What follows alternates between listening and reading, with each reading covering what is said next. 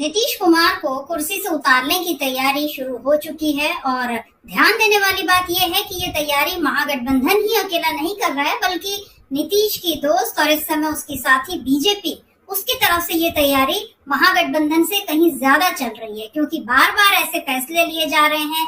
इस तरह नीतीश कुमार को उलझाया जा रहा है, इस तरह नीतीश कुमार को अपने चंगुल में फंसा रही है बीजेपी कि नीतीश कुमार बहुत ही असहाय और लाचार नजर आ रहे हैं, और खास तौर पर तब जब उनको अपनी जानी पहचानी राजनीति छोड़कर लीक से हटकर काम करना पड़ रहा है। और ये ताजा उदाहरण इसका सामने आया है गया शहर का नाम बदलने को लेकर, जिसको अब गया जी कहा जाएगा। जी हाँ, सही सुना आपने। कल शुक्रवार को कैबिनेट की एक बैठक हुई जिसमें ये फैसला लिया गया कि गया शहर का नाम अब गया जी होगा। और ये फैसला इसलिए लिया गया क्योंकि गया जो है, गया जी जो है, एक ऐतिहासिक, धार्मिक और पौराणिक महत्व का शहर है। ये बात कैबिनेट में कही गई और इस फैसले पर नीतीश कुमार को अपनी मुहर लगानी पड़ी। और लगानी पड़ी मैं इसलिए कह रही हूँ क्योंकि ऐसा लगता नहीं कि नीतीश कुमार की इस फैसले में रजामंदी होगी, क्योंकि नीतीश कुमार की राजनीति नाम बदलने वाली नहीं रही है। एक बार उनसे सवाल हुआ था कि बख्तियारपुर का नाम बदलना चाहिए, तो उस पर नीतीश कुमार उस सवाल को हंसकर टाल गए थे। तो जाहिर है नीतीश कुमार की राजनीति नाम बदलने की नहीं रही है। ये राजनीति और ये नाम बदलने वाला पैटर्न तो ऐसा लग रहा है कि बीजेपी का है और उस पर इसका पेटेंट भी है, लेकिन अब नीतीश कुमार जा रहे हैं, ये सोचने वाली बात है। और तेजस्वी यादव जो बार बार कहते हैं कि नीतीश कुमार खुद अपनी सरकार नहीं चलाते, इशारों पर काम करते हैं और उनको बीजेपी मजबूर करती है। तेजस्वी यादव और आरजेडी अक्सर इसको भूंजा पार्टी कहने लगे हैं अब बीजेपी को, और ये बता रहे हैं कि कैसे ये भूंजा पार्टी जो है नीतीश कुमार को अपने दबाव में ले चुकी है। और अब शत्रुघ्न सिन्हा, बिहारी बाबू जो टीएमसी के सांसद हैं, लेकिन अभी उन्होंने एक बड़ा बयान दिया है जिसमें उन्होंने कहा है कि ऐसे दोस्त हो तो दुश्मनों की क्या जरूरत। क्या कुछ कहा है शत्रुघ्न सिन्हा ने, उसको सुन लेते हैं, क्योंकि शत्रुघ्न सिन्हा का बयान तो राहुल गांधी के दरभंगा दौरे को लेकर था, लेकिन जो कुछ बोल गए शत्रुघ्न सिन्हा उसमें ऐसा लग रहा है कि उन्होंने नीतीश कुमार को समझा दिया है कि आपने अपना क्या हाल बना लिया है, आपके दोस्त ही अब आपके सबसे बड़े दुश्मन हो गए हैं। क्या कुछ कहा है शत्रुघ्न सिन्हा ने, उसको सुन लेते हैं। मुझे लगता है जो किया गया है उससे उन्होंने राहुल गांधी की और उनके पार्टी की पॉपुलैरिटी बहुत बढ़ाने का काम किया है। लोगों की तमाम सहानुभूति आप राहुल गांधी और उनके टीम के साथ रही है कि क्या गलत कर रहे थे वो। अगर दलित से, पिछड़ों से मिलने जा रहे थे, छात्रों से मिलने जा रहे थे, तो कौन सा गुनाह कर रहे थे वो। अब इसका जो है, अब चूंकि आपने कहा है कि एफआईआर हो गया है, ये उनकी लोकप्रियता बढ़ाने के लिए, ये कहते हैं कि कहावत है कि जब ऐसे दोस्त हों तो दुश्मनों की क्या आवश्यकता है। राहुल गांधी का ट्रिप जो है बिहार में बहुत ही कामयाब रहा, बहुत ही सफल रहा और बहुत लोकप्रियता उनकी बढ़ी। सवाल उठा रहे हैं सर इंडिया। खामोश। शत्रुघ्न सिन्हा कह रहे हैं कि राहुल गांधी को रोककर उनका और ज्यादा प्रचार कर दिया है बीजेपी ने और नीतीश कुमार की सरकार ने, और बता रहे हैं कि ऐसे दोस्तों तो दुश्मन की क्या जरूरत। नीतीश कुमार को समझदार है ही, तो उनको शत्रुघ्न सिन्हा का ये इशारा अब समझ में आ गया होगा कि किस तरह से बीजेपी उनके लिए अब दुश्मन की तरह हो गई है, कैसे वो उनके साथ बने रहकर उनको कुर्सी से उतारने की तैयारी में पूरा काम जो है बीजेपी कर रही है। गया जी का जो नाम बदला गया, गया को जो गया जी किया गया, इस फैसले के पीछे भी यही पूरी चाल दिखाई देती है। आप जानते हैं कि गया शहर, उसका एक अपना महत्व रहा है। पूरे हिंदुस्तान से लोग वहां पर तर्पण के लिए जाते हैं, पिंडदान किया जाता है पूर्वजों के लिए। ये सारी चीजें होती हैं और इसका धार्मिक महत्व कितना है ये अलग से किसी को बताने की जरूरत नहीं। और जिनको श्रद्धा होती थी वो हमेशा से उसको गया जी ही कहते थे, जैसे कोई लोग गंगा कहते हैं और कोई गंगा जी कहते हैं। लेकिन इसमें नाम नहीं बदलना पड़ा अब तक, लेकिन कल कैबिनेट का ये जो गया जी करने का जो फैसला आया है, इसके पीछे माना जा रहा है कि हिंदुत्ववादी ताकतें यानी बीजेपी जो है उसका पूरा काम यहाँ पर हो रहा है। और गौर करने वाली बात यह है कि गया केवल हिंदुओं के लिए धार्मिक आस्था का स्थल नहीं है, शहर नहीं है। गया से ही 15 किलोमीटर दूर पर बना है बोध गया, जहाँ बोधि वृक्ष है, जहाँ पर गौतम बुद्ध को ज्ञान की प्राप्ति हुई थी। दुनिया भर के बौद्ध अनुयायी जो हैं वहां पर आते हैं, खासतौर पर चीन, जापान दक्षिण कोरिया, वियतनाम, इन जगहों के बौद्ध जो है वो आते हैं। और वैसे भी एक बड़ा पर्यटन स्थल है बोध गया। और बोध गया में ही जो अशोक सम्राट अशोक की बनाई हुई बहुत सारे उनके स्मारक बनाए हुए हैं। और दुनिया के प्राचीनतम शहरों में से एक है बोध गया। तो बोध गया भी उस पर भी नीतीश कुमार ध्यान दे रहे हैं। अभी अप्रैल में उन्होंने वहां पर एक बड़ा अच्छा बताया जाता है कि एक सरकारी कक्ष वहां पर बनाया ताकि विदेशी जो आगंतुक आते हैं, मेहमान आते हैं, उनको उसमें थोड़ा सा उनको सुविधा हो सके। ये सारे ध्यान नीतीश कुमार ने रखा, तो अच्छी बात है। नीतीश कुमार बोध गया को भी उतना ही महत्व दे रहे थे। लेकिन बोध गया का नाम बदलने को लेकर तो कुछ ऐसा नहीं हुआ। न गया शहर के नाम में ऐसा कुछ कहा गया कि अब इसको बोध गया के नाम से ही जाना जाए। इसको गया जी किया गया केवल इसलिए दिखाने के लिए कि यहाँ पर हिंदुत्व का दबदबा है, ऐसा माना जा रहा है।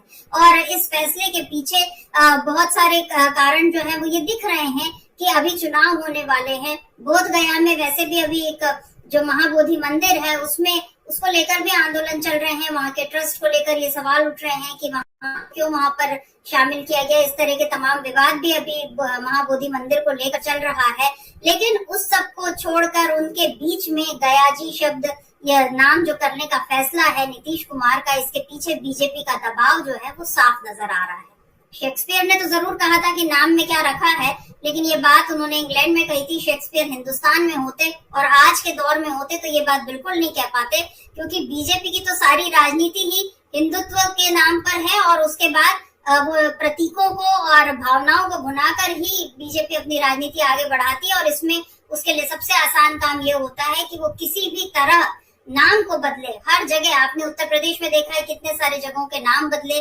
और अब बिहार में ये सिलसिला शुरू हो गया है। बताया जा रहा है कि अभी ये बात केवल गया और गया जी तक सीमित नहीं रहने वाली है। अभी और भी बख्तियारपुर का नाम भी बदलने का प्रस्ताव आएगा और इसी तरह के बाकी काम भी होंगे। बहरहाल जो गया से ही सांसद हैं जीतन राम मांझी, उन्होंने इस पर क्या कुछ ट्वीट किया है, उन्होंने भी इस फैसले का स्वागत किया है। क्या कुछ लिखा है जीतन राम मांझी ने, इस ट्वीट में देख लीजिए। तो जीतन राम मांझी लिख रहे हैं, वो कह रहे हैं कि उनको बहुत वो बधाई दे रहे हैं नीतीश कुमार को। लेकिन ऐसा लग रहा है कि नीतीश कुमार जो ये फैसला उन्होंने लिया है गया जी करने का फैसला, अब उनको पता है कि अभी आगे और भी इसी तरह के फैसले लेने पड़ेंगे। और पीछे आपने देखा होगा कि जब वक्फ संशोधन अधिनियम की बात आई थी उसमें भी नीतीश कुमार की उलझन सामने आई थी, लेकिन तब भी वो मन महसूस कर रह गए। ऐसा लग रहा है कि अब भी वो मन महसूस कर ही रह रहे हैं और बीजेपी के आगे उनकी कोई खास चल नहीं रही है। और जो अभी तक नीतीश कुमार अपनी सेक्युलर छवि बनाकर रखे हुए थे और जिस तरीके से वो हिंदुत्व के नाम पर बीजेपी से समझौता नहीं करते थे, लेकिन अभी जब से उन्होंने फिर से एनडीए से हाथ मिलाया है मोदी जी को, वो बार बार जब ये आश्वासन देते हैं कि मैं अब आपके साथ ही रहूंगा, इस बार नहीं पलटूंगा, अब वैसी गलती नहीं करूंगा, तो उसमें ये समझ में आ रहा है, लोग ये कह रहे हैं कि नीतीश कुमार को अब शायद अपनी सेक्युलर छवि की भी चिंता नहीं है। जब वक्फ संशोधन अधिनियम पर विवाद खड़ा हुआ था तो इफ्तार पार्टी का विरोध हुआ था और उसमें बहुत सारे मुस्लिम संगठनों ने ये कहा था कि हम नीतीश कुमार की इफ्तार दावत में नहीं जाएंगे, लेकिन नीतीश कुमार तब भी चुप ही रहे, बीजेपी के आगे वो दबे रहे। अब ऐसा लग रहा है कि एक बार फिर वो बीजेपी के आगे दब रहे हैं। और जहां तक गया शहर का नाम बदलने की बात है तो इसमें लोग ये कह रहे हैं कि इसमें नीतीश कुमार की कितनी व्यक्तिगत सहमति है या नहीं, ये हम नहीं कह सकते, क्योंकि बख्तियारपुर का नाम बदलने की जब बात आई थी तो नीतीश कुमार इस सब क्या वो हंसकर टाल पाएंगे आगे इसी तरह के सवालों को, ये एक सोचने वाली बात है। और जहाँ तक गया शहर की बात है तो हम आपको बता दें कि यहाँ गया टाउन विधानसभा क्षेत्र से पिछले 7 बार से बीजेपी के प्रेम कुमार वही विधायक हैं, वही जीत रहे हैं और मंत्री भी हैं। और वो बहुत सारी जगहों पर, बहुत सारी परियोजनाओं पर उन्होंने जो शिलालेख, जो पट्टी लगाई जाती है उसमें वो गया की जगह गया जी ही लिखते रहे हैं। तो ये काम पहले से चलता आ रहा था, इस पर कभी कोई ना आपत्ति हुई, ना विवाद हुआ, लेकिन अब आधिकारिक तौर पर गया शहर का नाम गया जी कर दिया गया है। और ये केवल एक जी लगाने का अंतर नहीं है या एक जी लगाने का मसला नहीं है। गया को गया जी कहकर यहाँ पर बीजेपी ने ये बता दिया है कि बिहार में अब उसका दबदबा चलेगा, अब नीतीश कुमार वाला हिसाब किताब नहीं चलेगा। वरना करना होता तो नीतीश कुमार पिछले 19 सालों से मुख्यमंत्री हैं, कब से वो इस शहर का नाम बदल चुके होते, लेकिन उन्होंने ऐसा नहीं किया क्योंकि उनके लिए नाम बदलना महत्वपूर्ण नहीं था। लेकिन बीजेपी के लिए ये दिखाना महत्वपूर्ण है कि बिहार में अब हिंदुत्व का दबदबा चलेगा। आपको याद होगा कि अभी कुछ समय पहले ही धीरेन्द्र शास्त्री वो पहुंचे थे और वहां बिहार में उन्होंने ये कहा था कि अब हम यहीं से भारत को हिंदू राष्ट्र बनाने की शुरुआत होगी, ये दावा उन्होंने वहां ठोका था। श्री श्री रविशंकर वहां पहुंचे थे, मोहन भागवत 5 दिनों के बिहार दौरे पे थे, तब भी हमने ये सवाल उठाए थे कि ये सारे लोग जो इस समय बिहार पहुंच रहे हैं, क्या ये बिहार को अब हिंदुत्व के लिए नई प्रयोगशाला बनाने की तैयारी है? और इसमें अब ये दिख रहा है कि इसकी शुरुआत हो गई है और नीतीश कुमार इसमें कहीं न कहीं दबे हुए नजर आ रहे हैं, क्योंकि उनको ऐसा करना होता तो वो जब पहली बार सत्ता में आए थे तब से वो ऐसा कर चुके होते। लेकिन नीतीश कुमार ने तो एनडीए का साथ ही इस नाम पर छोड़ा था, क्योंकि गुजरात कांड के बाद और वो नरेंद्र मोदी को प्रधानमंत्री पद का दावेदार बनाने का फैसला उनको रास नहीं आया था, इस नाम पर ही उन्होंने छोड़ा था। लेकिन सत्ता की खातिर वो बार बार एनडीए के साथ आते रहे और अब एक बार फिर आ चुके हैं। लेकिन अब ये दिख रहा है कि अब सत्ता उनके पास नहीं रहेगी। बीजेपी जिस तरह से अपना वर्चस्व बढ़ाती जा रही है, इस समय एनडीए में मुख्यमंत्री तो नीतीश कुमार है, लेकिन वो सबसे कमजोर दिख रहे हैं, उनकी पार्टी सबसे कमजोर है और बीजेपी अपना आधार लगातार बढ़ाने की कोशिश में है। गया को गया जी करने के पीछे भी इसी कोशिश का हाथ नजर आ रहा है। जानकार ये बता रहे हैं कि अब अगली बारी सुल्तानपुर की हो सकती है और इसी तरह का नाम सुल्तानगंज स्टेशन का नाम बदला जा सकता है और बख्तियारपुर जैसे शहरों के नाम भी बदले जा सकते हैं। और उसके साथ साथ सीतामढ़ी के पुनौरा का उदाहरण भी हमारे सामने है, जिसको अब पुनौरा धाम कहा जाने लगा है। बिहार के लोगों का मानना है कि सीता जी की ये जन्म स्थली है। हालांकि सीता जी की जन्म स्थली नेपाल के जनकपुर में है, ऐसा नेपाल के लोगों का कहना है। लेकिन अब पुनौरा धाम मंदिर के विकास के लिए बिहार सरकार ने 72 करोड़ रुपए दिए हैं और इसके अलावा भूमि अधिग्रहण के लिए 120 करोड़ रुपए भी दे रही है और पुनौरा धाम से लेकर अयोध्या तक के लिए 4 लेन सड़क बनाने की जो उसका योजना है उसको भी मंजूरी मिल गई है।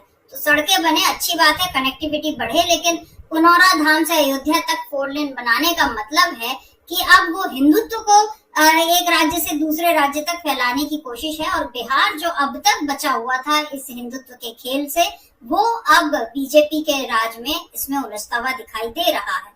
तो यहाँ पर ये समझ में आ रहा है कि नीतीश कुमार को पूरी तरह से बीजेपी ने अपने चंगुल में फंसा लिया है और इधर बीजेपी अकेले ये काम नहीं कर रही, अपने सहयोगियों से भी इस काम को करवा रही है। हाल ही में चिराग पासवान ने एक टीवी चैनल के मंच पर वो थे कार्यक्रम में और वहां उनसे बहुत सारे सवाल हुए, जिसमें एक सवाल ये भी था कि क्या आपको मुख्यमंत्री अब बन सकते हैं, बिहार में युवा नेतृत्व की बात हो रही है।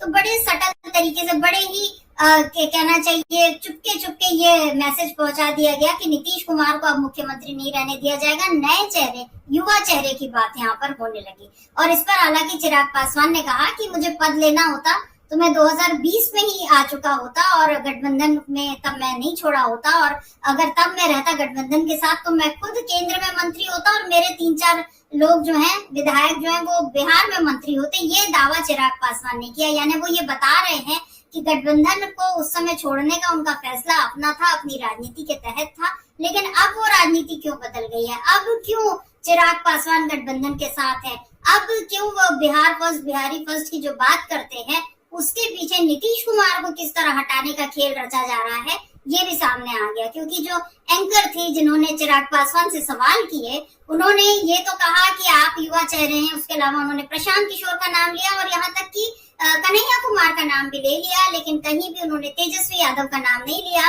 जाहिर है कि तेजस्वी यादव इस समय जिस तरह से नीतीश कुमार के लिए चुनौती बने हैं, उस बात को मीडिया भी अब दबाना चाहता है और चिराग पासवान को इस तरह आगे बढ़ा रहा है। तो वही चिराग पासवान से ये जो गठबंधन को लेकर सवाल हुए, एक सवाल उनसे कर्नल सोफिया कुरैशी पर किए गए तंज को लेकर भी था, जिस पर चिराग पासवान ने जो ट्वीट किया है उसको एक बार देख लेते हैं। चिराग पासवान लिखते हैं कि मैं गठबंधन में रहते हुए सिर्फ अपनी बात रख सकता हूं। जब गठबंधन के साथियों द्वारा हिंदू मुस्लिम किया जाता है, मैंने उस पर खुले मंच से विरोध किया।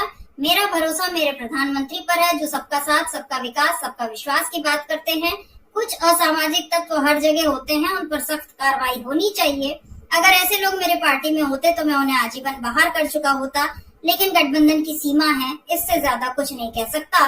लेकिन ये बयान बेहद शर्मनाक है। ये चिराग पासवान कह रहे हैं, जाहिर है उन्होंने जो बीजेपी के मंत्री हैं मध्य प्रदेश में विजय शाह, उनके लिए ये कहा कि मैं होता तो उनको गठबंधन से या पार्टी से बाहर कर चुका होता, लेकिन गठबंधन की अपनी सीमा है। तो यहाँ चिराग पासवान ने बड़े ही सुलझे हुए तरीके से एक अपनी बात भी रख दी और बीजेपी की आलोचना भी कर दी कि वो विजय शाह को निकाल नहीं रहे, और तीसरी तरफ वो प्रधानमंत्री पर अपना भरोसा भी दिखा चुके हैं।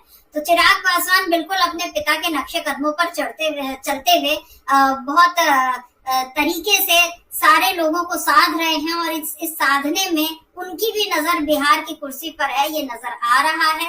क्योंकि चिराग पासवान अब ये कह चुके हैं कि मुझे केंद्र की नहीं, मुझे राज्य की राजनीति करना है, और राज्य की राजनीति करने का मतलब कि नीतीश कुमार के लिए ये ऐलान हो चुका है कि अब आप कुर्सी खाली करो।